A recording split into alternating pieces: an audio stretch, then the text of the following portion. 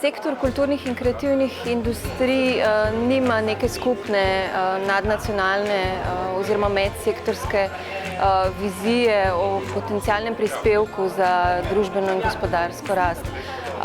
To je seveda med drugim povezano s pomanjkanjem zmogljivosti za povezovanje z drugimi industrijskimi sektorji, za spodbujanje razvoja inovacij, in zaradi tega je cilj našega projekta, da se soočimo s tem izzivom in vzpostavimo trajnostni model povezovanja kulturno-kreativnega sektorja z naprednimi proizvodnjami.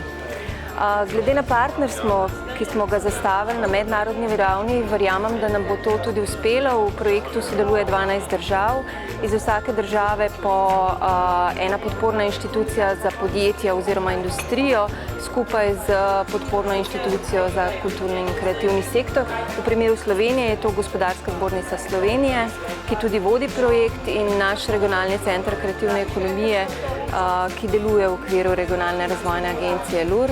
Današnji dogodek pa ima namen, da nekako osvetli stališča in znanja in značilnosti posameznega sektorja, zato da bomo seveda v nadaljevanju lahko ustvarjali medsebojne povezave, ki bodo vodile k skupnim projektom. Mislim, da je slovenska industrija zelo odprta za predloge, ki bi jih prinesla tudi kreativna industrija slovenski industriji.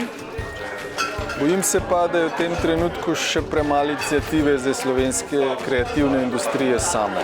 Mislim, da je ključno vprašanje to, koliko so se pripravljeni potopiti v specifiko posamezne industrije in jo razumeti in v bistvu že sami priti do nekih problemov in predlagati potencialne rešitve.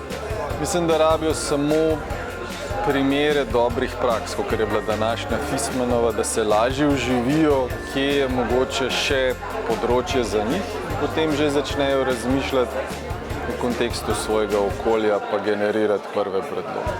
Pred časom smo načeloma govorili o tako imenovanem B2B ali B2C, zdaj temu dodajamo še B2E. Torej ne zgolj kot business to business ali business to customer, ampak business to the employee. In to je moja naloga, opolnomočiti ljudi za kreativne procese, da na eni strani razumejo, kaj so potrebe naših končnih uporabnikov, kaj so zahteve naših partnerjev, in pa seveda, da to zavedanje znajo pretvoriti v kreativno rešitev. Super se mi je zdelo, odlično, fine vsebine. Drugo predavanje mi je bilo super o design thinkingu v tem Viessmann Group podjetju. Sicer poznam že design thinking in tudi pač pri našem projektu Center za kreativnost se ukvarjamo s tem in tudi želimo povezovati tradicionalna podjetja s kreativci, in se mi zdi pomembno, da se tudi podjetja lahko predstavijo, na kak način delujejo in kje mogoče so te možnosti. Mogoče sem malenkost razočaran, da je bilo premalo obiskovalcev, glede na to, da je šlo za temo, ki je pravzaprav na nek način kar akutna in bi lahko veliko pripomogla k pravilnemu razumevanju in k pravilnemu umeščanju dizajna, design thinkinga v same razvojne procese storitev in oblikovalskih dosežkov. Pa ne nazadnje tudi uspehov podjetij, finančnih, tudi drugače poslovnih.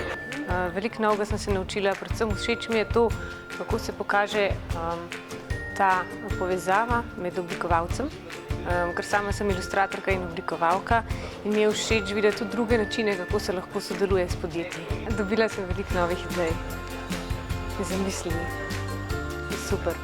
Taki dogodki, kot je današnji, jaz mislim, da res lahko pripomorejo k temu povezovanju v bistvu nas, kreativnega sektorja, z drugimi industrijami oziroma drugimi področji. V bistvu pripomore k temu, da se ne nazadnje tudi na takem dogodku s temi ljudmi spoznaš in poveš, da bi rad prišel recimo na sestanek.